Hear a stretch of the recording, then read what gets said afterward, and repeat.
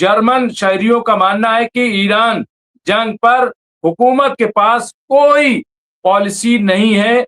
ये भी कह रहे हैं कि अमेरिका के पास कोई पॉलिसी उनसे मुतालिक नहीं है। अब यहाँ जो रिपोर्ट आ रही वो ये कि ईरान के एक जो फौजी ऑफिसर हैं उन्होंने कहा है कि अमेरिका के साथ नए सिरे से जंग हो सकती है, ऐसा हमें लगता है। लेबनान में मरने वालों की तादाद 2659 तक पहुंच गई है। तो ये आप देखिए, और ये सब खिलाफ वर्दी 8183 लोग जख्मी हुए हैं और बड़े पैमाने पर लोग जो है वो हिजरत कर रहे हैं, नकले मकानी कर रहे हैं। कि इसके अलावा इराक ने हाल ही में फिर से खोले गए प्रमुख सीमा मार्ग के माध्यम से सीरिया को तेल की पहली खेप। और ईरान पर मतभेद के बीच ट्रंप ने कहा कि वो इटली और स्पेन से खुश नहीं है।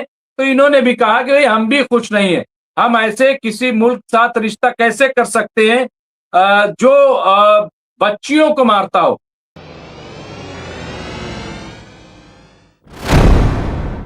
आदाब, मैं हूं मुमताज आलम रिजवी और इस वक्त मैं आपके खिदमत में लाइव हाजिर हुआ हूं। माफी चाहता हूं, लेट हो गया, लेकिन अपडेट्स बड़ी हैं और उन्हीं को लेकर के मैं ईरान, अमेरिका, इजराइल, फिलिस्तीन, मिडिल ईस्ट सब पे बात करूंगा। और कई चूंकि देखिए एक बार फिर ऐसा कहा जा रहा है कि कभी भी वॉर शुरू हो सकती है, जंग शुरू हो सकती है।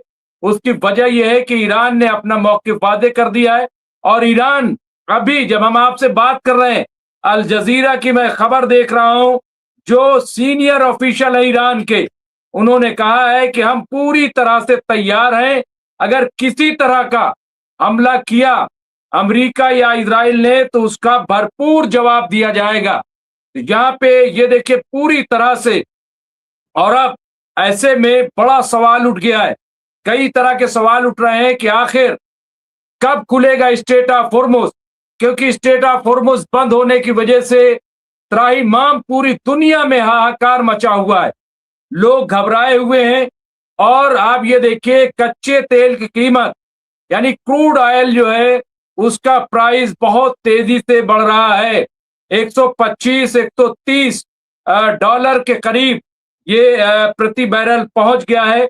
तो इस तरह के हालात देखिए बने हुए हैं, लोग काफी परेशान हैं कि आखिर क्या होगा, किस तरह से होगा। और अमेरिका भी देखिए, अमेरिका भी अभी कुछ भी फैसला नहीं ले रहा है। और इसकी वजह यह है कि क्या 60 दिन पूरे होने के बाद अमेरिका किसी तरह की कार्रवाई कर सकता है।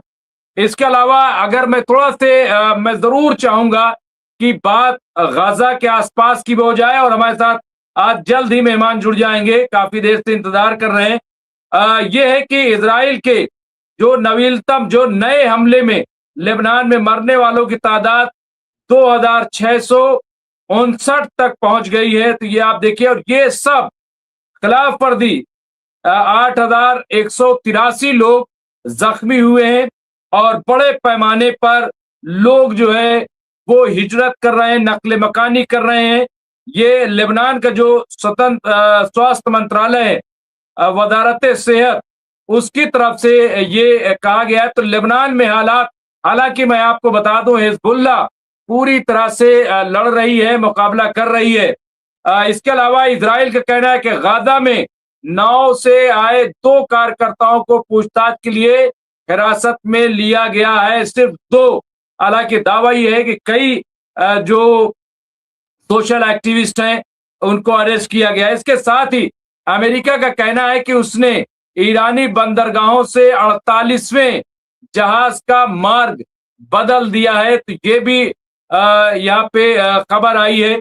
और ये खबर भी है कि ईरान का भी काफी नुकसान हुआ है, 40-45 हजार करोड़ का नुकसान अब तक नाकाबंदी की वजह से ईरान का भी हो चुका है। अब यहाँ जो रिपोर्ट आ रही वो ये कि ईरान के एक जो फौजी ऑफिसर हैं उन्होंने कहा है कि अमेरिका के साथ नए सिरे से जंग हो सकती है, ऐसा हमें लगता है। तो ये भी आप देखिए, ईरान जैसा कि मैंने कहा कि पूरी तरह से फुल्ली प्रिपेयर्ड है, पूरी तरह से वो जंग के लिए तैयार है। तो इस तरह से आप देखिए, रिपोर्ट के मुताबिक ईरान के हमलों में मिडिल ईस्ट में वाकई 16 अमरीकी फौजी अड्डों को नुकसान पहुंचा है। अब ये रिपोर्ट आ गई है और ईरान ने तो अब क्लियर कर दिया है कि अगर अब की हमला होता है तो अब जो ईरान जवाब देगा वो बहुत ही भयानक होगा, बहुत बड़ा जवाब होगा।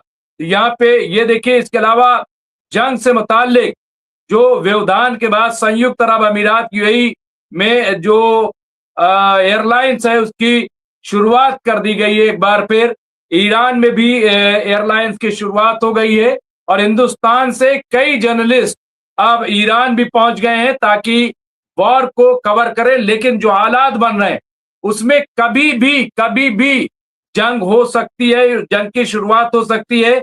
ऐसे हालात बने हुए हैं। या स्टॉकहोम में प्रदर्शनकारियों ने गजा, लेबनान और ईरान पर इजरायली हमलों के खिलाफ जबरदस्त एहतजाजी मुजाहिरा किया है। तो ये आप देखिए यहाँ पे किस तरह से एहतजाज भी जारी है, मुजाहिरे हो रहे हैं। ईरान का क्या कहना है? देखिए ईरान, एक और खबर, ईरान का कहना है कि अमेरिका परमाणु अप्रसार संधि का पालन नहीं कर रहा है। ये बिल्कुल सही है और दुनिया इस बात को समझ रही है कि अमेरिका सिर्फ जो है अपनी मनमानी चाहता है, अपनी गुंडागर्दी चाहता है। लेकिन यहाँ पे चीजें जो है बड़ी क्लियर हैं, बहुत वादे हैं। मैं समझता हूँ ईरान बहुत क्लियर कट जो पैगाम है, जो अपनी तजवीज है वो पहुंचा चुका है और उसमें किसी तरह का फेरबदल होगा ऐसा उन्होंने बिल्कुल क्लियर कह दिया है कि नहीं हो सकता है।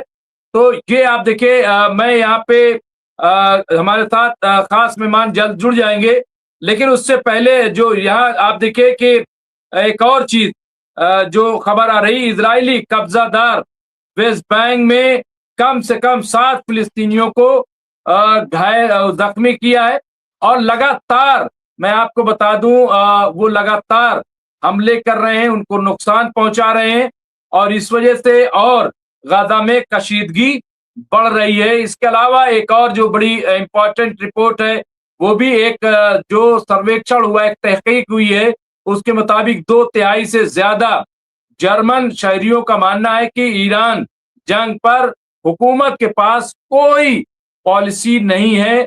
ये भी कह रहे हैं कि अमेरिका के पास कोई पॉलिसी उससे मुतालिक नहीं है।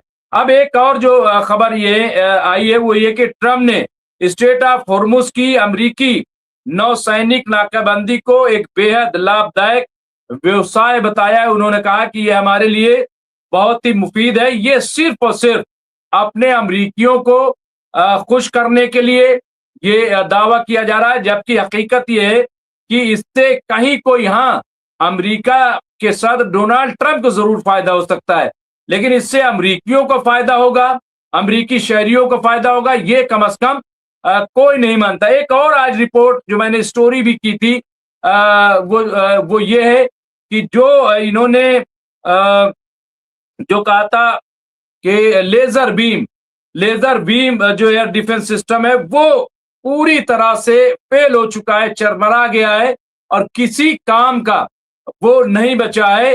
और जो 40 रोजा जंग, ये रिपोर्ट आई है, जो सेल्स इनके इस्तेमाल होने थे 14, उसकी सप्लाई नहीं हो पाई, उसकी कमी हो गई और इस वजह से लेजर बीम इनके एयर डिफेंस सिस्टम है उसका किसी तरह का कोई इस्तेमाल देखने को नहीं मिला है। तो ये भी अपने आप में, इस पे आप एमएमसी न्यूज इंडिया पे जाएंगे और जा करके देखेंगे तो इस पे पूरा आपको रोडमैप मिलेगा। एक और, अमेरिका ने इजराइल को उन्नत सटीक मारक क्षमता वाले हथियार प्रणाली की संभावित बिक्री को मंजूरी दे दी है।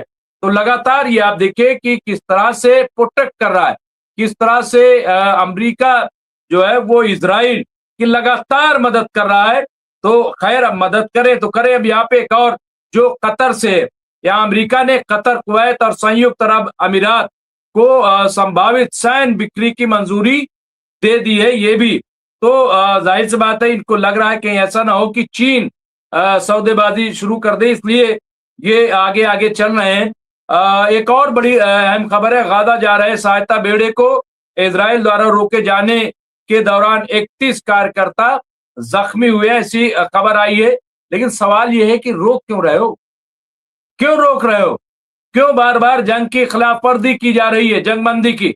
इसके अलावा इराक ने हाल ही में फिर से खोले गए प्रमुख सीमा मार्ग के माध्यम से सीरिया को तेल की पहली खेप भेजी है। तो यह पाइपलाइन भी आ चुकी। तो इस तरह से अगर देखें तो कई इंपॉर्टेंट खबर है। इजरायली फौज ने वेस्ट बैंक में छापेमारी के दौरान 5 बच्चों सहित 10 फिलिस्तीनियों को हिरासत में लिया है और अब तक बड़े पैमाने पे तकरीबन 18-1900 फिलिस्तीनियों को अरेस्ट किया गया है, ऐसी खबर है। इसके अलावा एक और, ईरान पर मतभेद के बीच ट्रंप ने कहा कि वो इटली और स्पेन से खुश नहीं है। तो इन्होंने भी कहा कि भाई हम भी खुश नहीं है, हम ऐसे किसी मुल्क के साथ रिश्ता कैसे कर सकते हैं जो बच्चियों को मारता हो। तो आप मत खुश रहिए। तो ये आप देखिए, हमारे साथ एडवोकेट राशिद रिजवी साहब जुड़ गए हैं, मैं उन्हें ले आऊंगा यहाँ पे। सुमरना साहब आइए साथियों, जब तक मुमताज साहब नहीं आए तब तक हम आपस में बात करें। नहीं, बहुत बहुत शुक्रिया, मैं आ गया। परवीन गुलफशन लिखा है, हिजबुल्लाह ने इजरायली टैंक को उड़ाया है और इजरायली फोर्स को पकड़कर अपने साथ ले गया है। तो ये भी आप देखिए यहाँ पे, यहाँ ईरान में बम ब्लास्ट से ईरानी 14 फोर्स शहीद हुए। ये आज बड़ी खबर वहां पे आई है, धमाका। और यही आज हमारा वो था कि किस तरह से वहां पे जो धमाका हुआ है उसकी डिटेल भी बहुत जल्द आ जाएगी। और 14 लोग अब तक उसमें मारे गए हैं, जो बताया जा रहा है IRGC के है। अब ये धमाका कैसे हुआ, इसकी जिम्मेदारी कौन लेगा, अभी कुछ भी पता नहीं है। लेकिन ये जंग का आगाज भी इसको माना जा सकता है।